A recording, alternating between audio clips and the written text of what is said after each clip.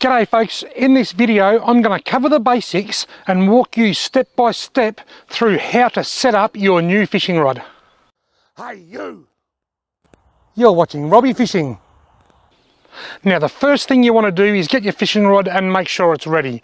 If it's a one piece, it's going to be ready as soon as you've got it. Mine's a two piece, so I've got to join it together, and that normally just involves sticking that in just like that. Normally the bottom slides into the top, and then I just want to hold it like that and check and make sure that all of my eyes or my runners or my guides or whatever word you want to use to describe them, make sure they're all in a straight line, and that's ready to go. Now I've got to get my reel. Now the reel that I'm putting on my new rod is a Shimano Katana 2500 HG. Not an expensive reel, a bit under $100. Now usually when you take a reel out of the box, it will come with the handle on the right hand side. Now some people believe that the correct way to use a fishing reel is to use it with your least dominant hand. So if you're right-handed, you should put it on the left side. If you're left-handed, you should put it on the right side. They say cast with the right, reel with the left, and vice versa. So I'm going to change this to the left side, and to do that I'm going to undo this little screw on the side. They're normally quite loosely put together in the box. And then I'll pull that out and simply just put that back in that side, if I can get it in. There it goes. And then screw this side back in. Normally there's a little square plastic washer there, and that has to go in right. There it goes, and that goes into like a square hole. They're all a little bit different, but that gives you the basic idea. Some of them don't, some of them are different. Some of them you just unscrew and swap them over, and some you've got that big shaft to poke through like this, but they're all on the same principle. So my thought process here is cast with the right, reel with the left. Now I've got to attach the reel to the rod. Now here's my rod. This is a custom rod made for me by JD Rods. I actually filmed a video about this just recently when I opened it up. Now fishing rods will have what's called a reel seat here, and usually one end is rigid and the other end is loose, is adjustable. In this case, the back end or the bottom end is rigid, this end is loose, so I can screw that in and out as I need to. And sometimes this end will have the screw and this end will be rigid, but in this case it's the other way around. So now you'll see under here there's like a ridge, like a clearing. I think they call that a reel seat, and that's where you put your reel. You slide it into the rigid end and then you screw up the loose end, and that'll screw over the top of that just nicely.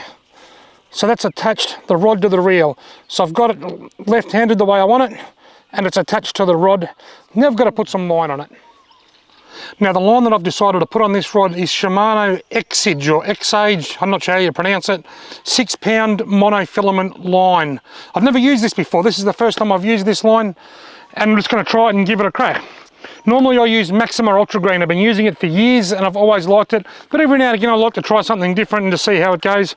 So I'll try this, and if I don't like it I'll go back to the Ultra Green. Now I've got to attach this to the reel, and to do that what I'm going to do is I'm going to get my rod, I'm going to get my line, I'm going to feed it down through the eyes and then tie it to the reel. I'll spend the next hour and a half looking for the end. There it is, it's under a bit of tape. The reason I chose this is because it's got a really fine diameter. It's 6-pound line, but it's quite a fine diameter line. Now what I'm going to do, I'm unpulling that now. I'm just going to sit that on the ground beside me.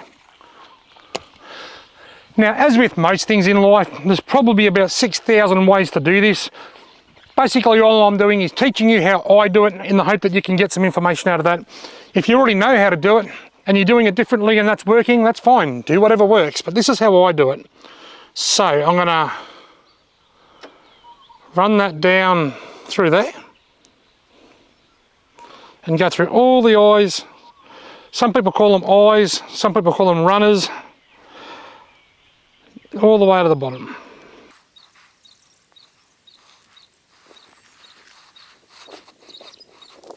Now that I've gone all the way through, I need to tie the line to the spool, and there's a couple of things you need to be mindful of.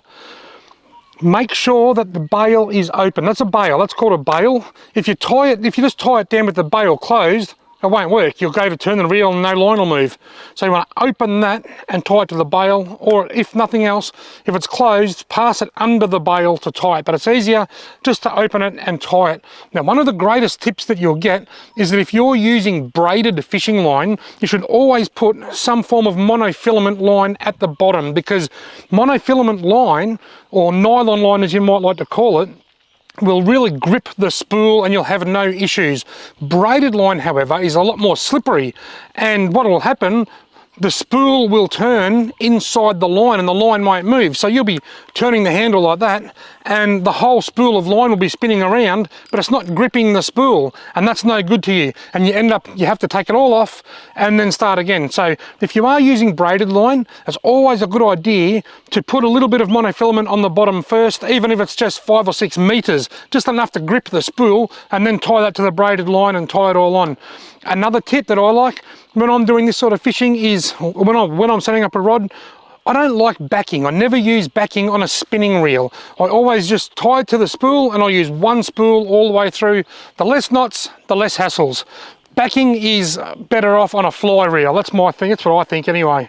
So I'm going to go ahead now and tie that to that spool. Also, I'm going to take, quite often like this, as is the case here, the spool will have a little bit of, it'll have some kind of a tape or advertising or something on the inside of the spool. I like to take that off and just go down to the spare spool. So I'm going to go ahead now and tie that on there with the spool open. Now, any kind of knot will do. It doesn't need to be a fancy knot. When I was a kid, my knot tying wasn't great. It's never been a strength of mine, and I'd just do a couple of half hitches, or we used to call them granny knots, which is sort of what I'm doing now, nothing fancy. My dad used to tell me I was tying a half hitched lard head knot. Whatever works. So that's my line tied on. Now I'm going to get a knife and I'm going to cut the tag off that line. So I'll cut the tag off, or cut it down to a centimetre, half a centimetre or so anyway. And I am now good to go.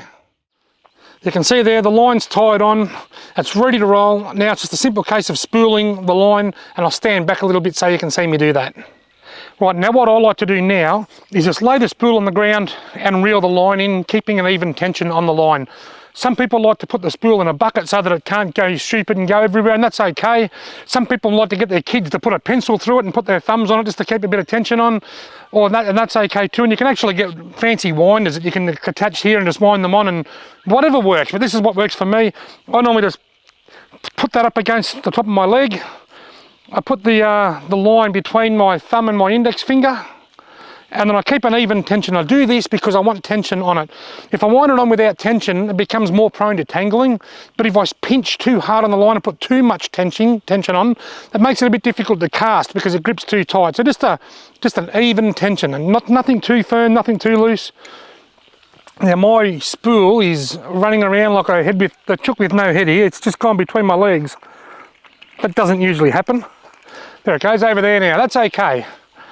If you've got a pet cat, they will find this particularly fun because they'll chase the spool around.